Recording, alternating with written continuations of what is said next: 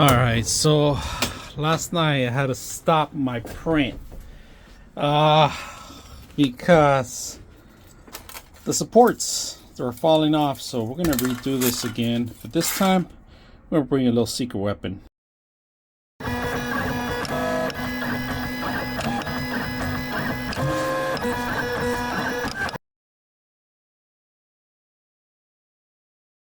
We're gonna restart this whole thing again.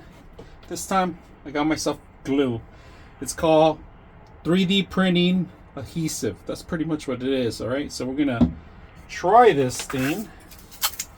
So look how simple it comes out. See, I don't have to struggle to take it off. That's the bad thing about it. Ever since I got this Cobra 3, it needs a lot of adhesive, and the good thing is it doesn't leave a good mark on it, because I just tested out here, but I'm gonna make sure we get enough everywhere. Crank it up. Fortunately, I have to do this. I like that. It's a big mask, so I'll make sure that I cover enough of everything.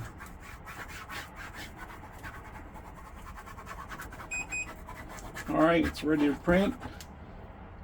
Plenty of glue, you guys can see. So let's see how good this thing works, because the other one didn't, without any glue, it's giving this issue. So just make sure that I grab out men everywhere. Alright, let's see what we have today, guys. We worked on a couple projects here, but this monstrosity, let's take it apart.